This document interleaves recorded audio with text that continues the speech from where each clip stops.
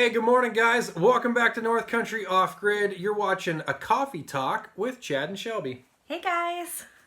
So today we are covering, we were asked actually by a couple of people, but we got an email, a request to do a video on how to buy land. How we bought land or just how to buy land? I think they just asked for advice, so I want to kind of do like a quick little disclaimer in the beginning of this video because I am a licensed real estate agent in the state of Idaho. However, this video, I would like it to be based more on how we personally went about buying property and our experience, because giving you guys advice could not be right just because the laws differ from state to state. The laws are different, the markets are different. Just all of that stuff. So I'm not giving professional advice. I'm more just giving, hey, this worked for us kind of thing. Maybe it will work for you. Maybe it won't. Yeah. Yeah. That's good. So you guys will just have to sort of apply that to you, to your state. If you are in Idaho, feel free to contact Shelby at any time if you guys are looking to buy. But you're just going to have to, figure out how it applies to you in your state where you're at. But basically, we'll just give you sort of a general overview on the different ways of coming across land or buying land to start a homestead. I think just kind of like Or I guess for anything that you do.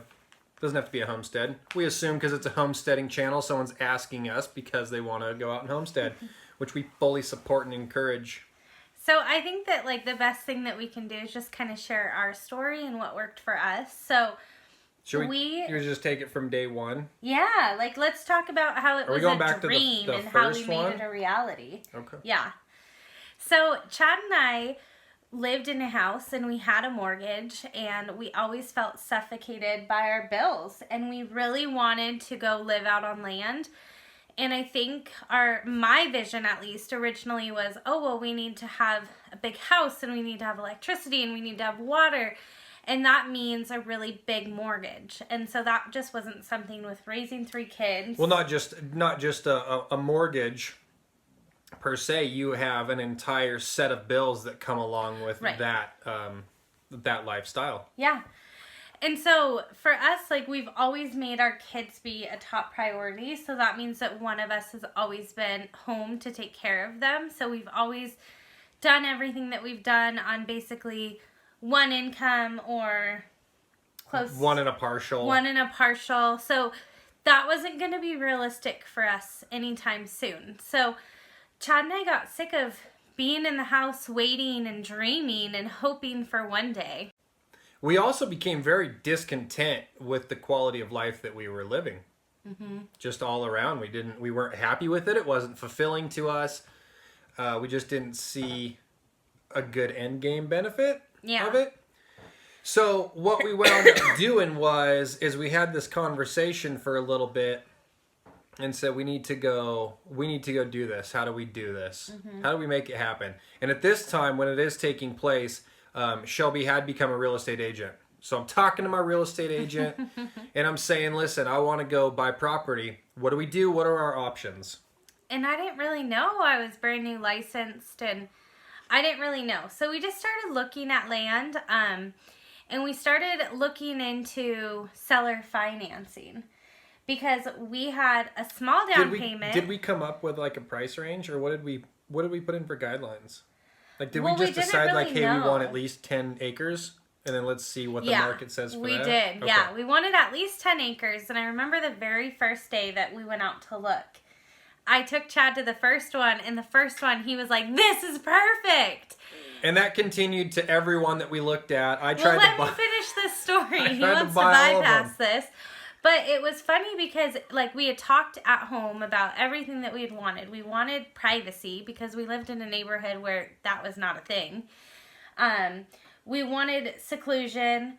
We wanted just land to feel like we could go and do what we wanted on and not be restricted by neighbors. Or we wanted to also be close to state so he could take off and go hunting. We also wanted to start developing this farm, this homestead. Right. It's kind of just where we ended up down the road when we sat down and talked about what we wanted, it's like homesteading fit the bill. It's like, wow, we could do this. That would be cool.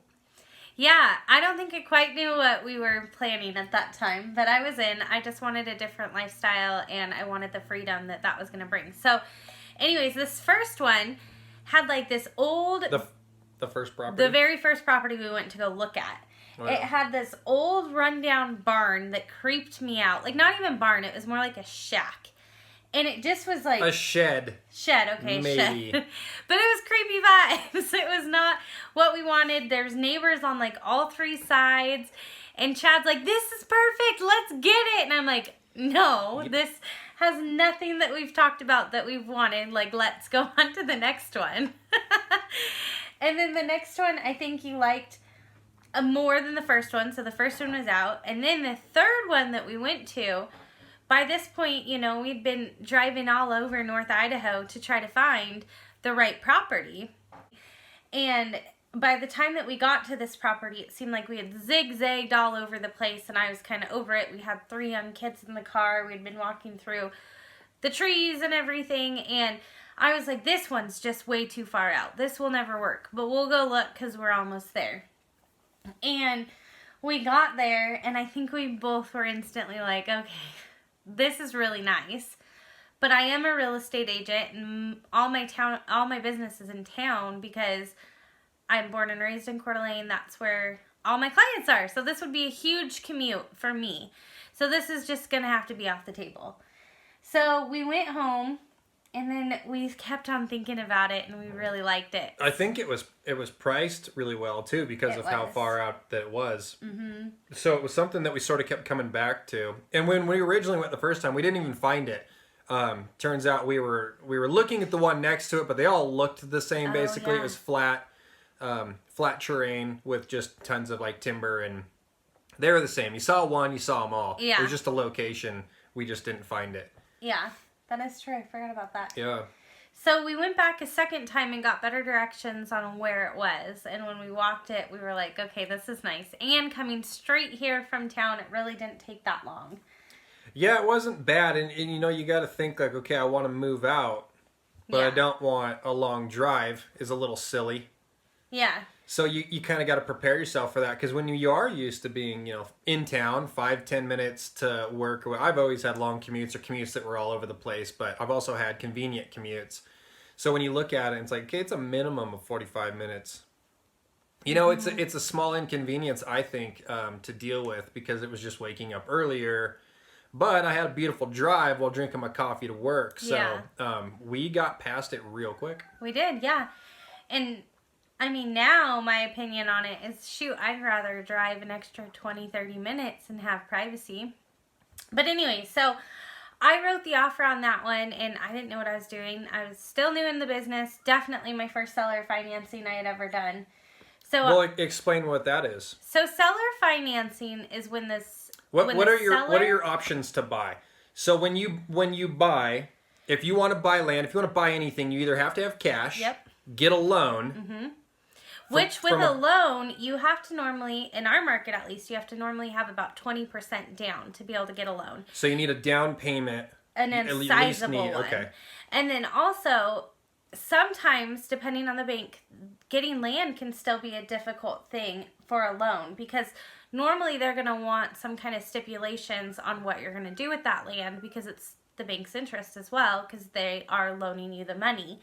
So they want to know that you're going to build a house, and that you're going to build it within a certain amount of time, and it's going to cost this, it's going to cost... There's a lot of things that go into it, typically, with just a land purchase. So up here, is it pretty hard to get a loan on just land from a bank? It's not as hard as it used to be, but you definitely have to have a sizable down.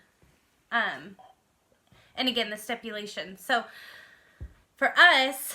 we wanted to do what we wanted to do when we wanted to do it, how we wanted to do it, and with cash. We didn't want to get into debt. Right, and we weren't looking to build a big house. No. That's not what we were moving out for. And we wanted you to build it, because he had the skills to build it. So a loan was not going to work for us. So then your third option is seller financing. There might be more options, but we're just going to go with these 3 ones, because there is hard money loans and things like that. But we're going to go with just these 3. So seller financing is when the seller owns the property free and clear, and he can act as the bank for you. So this first property that we found, it was 20 acres, and we're going to just tell you guys what we did. And it was $70,000, or what was it listed for? I believe it was listed for $69,000. And we offered $60,000, which that was a heck of a buy, because you weren't... Or was it 75? I think it might have been You 75. got us a really good deal on it. Yeah. I think it was 75, and then you got it for...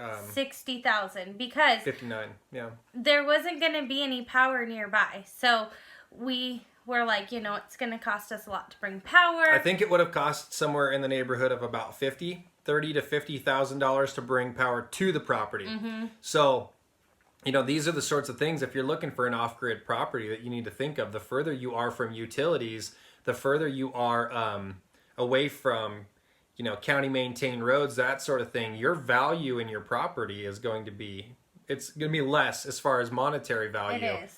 You just can't charge a bunch for the boondocks. For off-grid property, because most folks, maybe normal folks, don't want to live off-grid. Yeah. And going into it... Who wants to hang out with those people?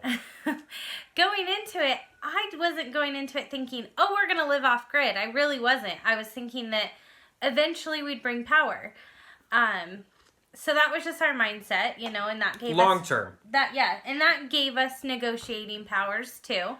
Because off-grid property is just not going to be as expensive as property that has electricity right at the property line. Right. So we got it for $60,000.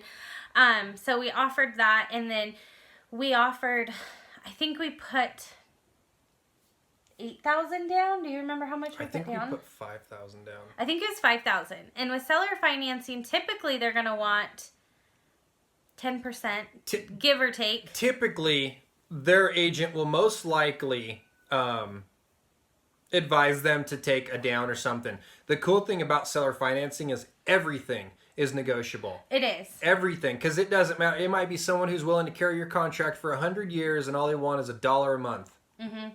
So if I was the agent and if we got an offer, I would say, you know what, if these people are going to do seller financing, and if they stopped making the payments to you, because the deed and everything still goes in these people's names. So, but you're the loan, you're the lender. So if they stop making their payment, you've got to take back what they're not making payments on, right? So to take people back, at least up here. This is like seller information. That's fine. I'm just letting people know how much they can be prepared to put down. So anyways, all right. If they needed to take back the land, they are going to have to take those people to court, and it's going to have to be this process of they get the land back in their name. So that process is going to cost them about $5,000, give or take, just a rough number to throw out there. So that's going to be the very bare minimum to be able to purchase land, is going to be a $5,000 down. But again, like Chad was saying, things are negotiable. If but they were advised, I was the well, listing yeah. agent, that's what I would advise. Yep. But if you're just talking to a buddy or a neighbor or something like that, and you're able to negotiate it, yeah. Try to negotiate it in your favor. And then it's all negotiated from there. You have, for us, we have a title company or an escrow company that we pay our payments through. So a third mutual party that we make our payments to, and they keep record of all of that. And everything was done legal. It's all legit. It's all recorded. Mm-hmm. Don't cut corners. Don't cut corners. We've talked to people. We know people. People have asked Shelby for help. Do not cut corners on this, because, you literally are putting your life and everything in somebody else's hands. All your investments. And you're just trusting them to do the right thing. And sadly enough, you just shouldn't do that. No, you really shouldn't. My best advice is use a real estate agent. Use one that understands what you're wanting to do, how you're wanting to do it, why you're wanting to do it. Because if you're wanting to live an off-grid lifestyle, and if you're wanting to build your own home, there's so many things to cover. You need to make sure that county is going to be okay with those, with the building codes, with you building it yourself. You're going to want to see how much restrictions the county puts on you. So that's a huge one. You want to make sure there's no random easements. Yeah, then so that's the very first step, is to find which county is going to allow you to do what you're wanting to do. Then when you locate the property, you really need to use a title company, and the title company needs to show you everything that's on that property. And your title commitment is what you'll get when you're moving forward in the escrow process. You want to scrub that sucker clean. You want to know what you can do on your property, meaning how you get there, where boundaries are, where your boundaries are. You're going to want to know who else can go through your property. You're going to want to know if there's a road agreement. Like, all of these things are so important, and all of that will be on your title commitment. So if you don't understand it, you ask your real estate agent. If they don't understand it, you ask for a meeting with the title company, and they go through it with you. They show you all of the documentation that is linked to it, because they send you cyber links. And if you don't click on those cyber links, you're going to be missing a lot of information. So there's a lot involved. And I think just finding a good agent that's going to understand what you're wanting to do will help guide you. But I mean, my biggest advice is scrub that title commitment clean. And if there's easements, you understand what you can and cannot do to every single extent on that road. Yeah. So we're kind of going off. I mean, this is more my department than it is Chad's. I mean, we've bought land together, but as far as the real estate side of it goes, you want to make sure that you're just looked after and that you're making good decisions with your investments. So one thing I guess that's good advice is look for land with a seller financing option. Mm-hmm. You know, we didn't have a huge down to put in, which means we weren't going to get a loan for it. Mm-hmm. We just couldn't do it. Like, this was the option that we had. That was the only way we were going to get property. Mm-hmm. It was the only way to do it. So that's what we went with. So if you're working on a tight budget, if your dad's not paying for it for you, look to seller financing. It's your best way to get it. And you guys take the time to look at it and actually do it. Don't just rule yourself out and just be like, man, I can't afford it. Or there's no way that'll be able to happen. With everything being negotiable, you know, a lot of times people have land adjacent to them and they're just like, boy, I'd rent it out. Or, you know, like, an extra $200 a month, I'd take that. Yeah, we can write up a contract. That'd be cool. You know, you never know what someone's willing to sell it to you for, or a deal to work out, or what. Yeah, so kind of going back to what we did on our first one was, we're just a young couple that we don't, like, everything we have is because we've earned it ourselves. And we've learned a lot. We've made mistakes. Like, we've figured it out, you know. But with doing seller financing, you get to first say all the terms that you would like. It's negotiable. So I think we had 5% interest, which is common for seller financing. You're going to have a higher rate than you would with a loan because of the risk for the seller. Oh, okay. So, I think it was 5% interest, and then we did our payments for a stretch of 20 years. So our payment was low, which meant that our interest rate was low. But we had to pay it all in 5 years. So with that, it was great because our payment was like $330 or something like that a month, which is great because we'd pay that $330, but then we'd pay more to throw at the principal. So we decided that within 2 years, if we half of the loan, we decided by halfway through the loan, if we weren't halfway paid off, we'd sell the thing. Mm-hmm. So it came to 2 years, and I think we both kind of planned on being there forever, but there was multiple things that were like, maybe this isn't the right place for us anymore. So we just decided business-wise, it was in our best investment to go ahead and sell it and then start over. You know, we learned a lot from doing that too as well. We learned, you know, we went out, we bought land, and then by living on land, we kind of realized what more we might want or what maybe we didn't want. Yeah. So we really learned, like, hey, if we did this again, this is what I would look for. This is what I really want, or we'd know to do this. Mm-hmm. So we learned a lot by doing it, and it kind of, it really snowballed what we do now. It does. Well, and for me, it was such a growth in who I was and what I was willing to do, because when we first moved out there, I was under the impression that we would have a fully finished house pretty quickly for like $10,000. A cabin. A cabin. And what Chad meant by that... I think what we built was 1,200 square feet. It was like 800 and then a loft. Yeah. I think. Yeah. So it's a pretty decent size. But it took a lot more to build price-wise than we initially had thought. And with growing our farm, too, we wanted animals. So that meant, spending money on fencing, giving them shelters. Just building our house didn't happen as quickly as we both would have liked. And we wanted both. We wanted to build the house. We wanted animals. And one of the biggest reasons why we're like, well, we need to get animals is animals make you money on a farm. And we thought, well, as soon as we get a farm rolling, we've got income coming in. But it's not like you buy that animal and then it pops out babies right then. Most animals might take at least a year. So you might be looking at 2 years before you actually make a dime on animals. Why are you smirking? I understand what you're saying. And yes, that is what we did. But at the same time, I really wanted just farm animals. They were what made me want to come home. I just love our animals. So for me, it was you were gonna make fun of me because my pig hasn't popped out any babies yet. That too. She's still pregnant. We still don't. Maybe. I don't even know. But no, for me, it was I just love animals. It's so fun to watch goats just jump around. Yeah. And that was what was exciting to be home for me. So yeah, business-wise, good idea. But morale, really good idea. Morale? Got it right. So yeah, we were doing it all with cash. So it was when we could, how we could, which was great and freeing not to have. It was very freeing. It was unbelievably freeing to know if you're willing to go with a little less in the beginning, but that you're going to have much more by a midpoint. Yeah. Or not even a midpoint, but just a few years down the road. If you're willing to make those sacrifices, you will grow leaps and bounds. And just to own it. Just to own it, and you don't owe anybody. It was it was a great feeling. It really was.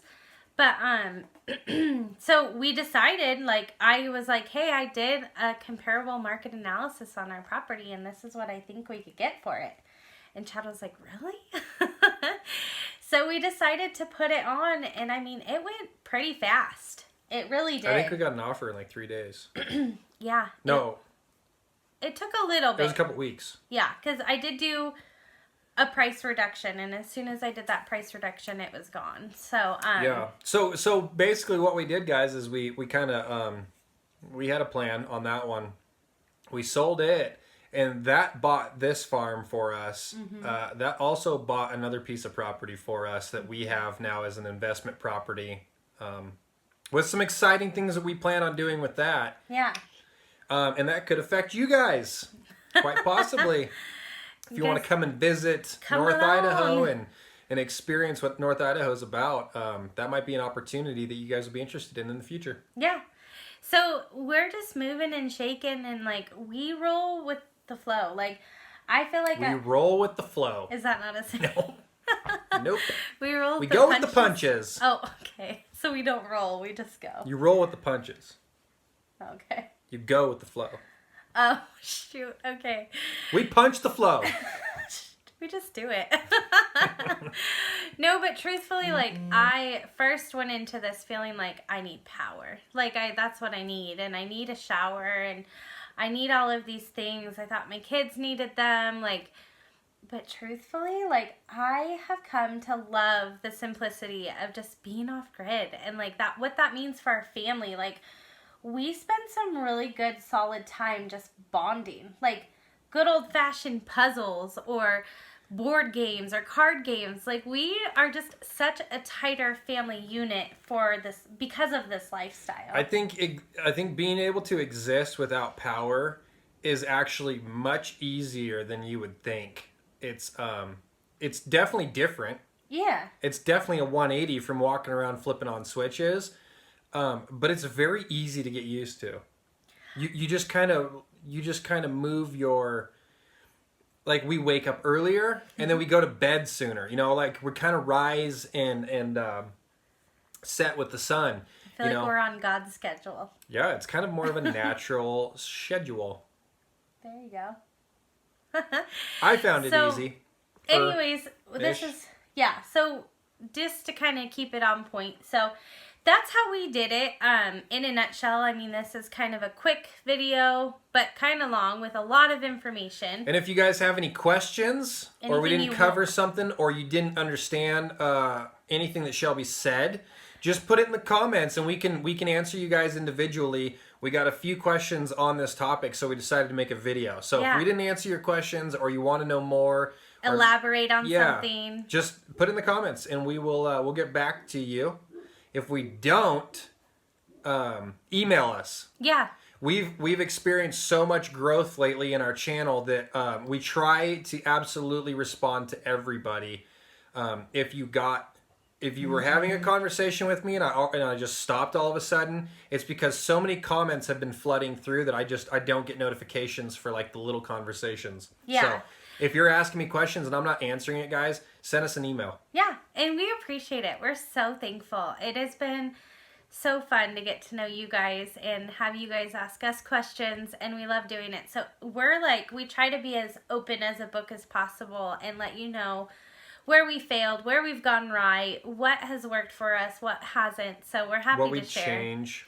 Yeah, what we'd change, what we would do different next time, because we might even do it again. Like, we don't know what's in the cards for us, but at the same time, we're very open to. We will most likely do this one more time. Yeah, I mean, we're wanting to work hard while we're young to try to set ourselves up for when we're older. And again, we're doing it all completely with cash and mortgage free. So it's a process, but it's a fun process. It's hard work. If you're not willing to put in work, skip it. Because it is hard work, and yeah, it is. There's like nothing that's not hard work about it. And it's not, you can't cheat it, it's honest work. If you didn't spend the time cutting wood, you'll freeze. It's rewarding work. Yeah. Like, and it's fun. I don't know. I just feel like there's a simplicity about our life, and it's hard work, but it's like there's rewarding. An accountability. There's a huge accountability now with what we do, because we do rely less on the grid completely. But we have a YouTube channel. Whatever. So we rely less on the grid. We rely less on society. We're becoming more self-sustaining here. Yeah. And it just holds you accountable. If you don't take care of your animals, they're not going to take care of you. If you didn't feed that morning, you're not going to get eggs, maybe. Yeah. Like there's a domino effect to everything. So it's so much fun, though. Yeah. It's a lot of fun. Very freeing. Yes. Well, you guys, that's our video. Hope you found it informative. And again, we'll get back to you with your questions. Thanks, you guys. This is Shelby and Chad with North Country Off Grid.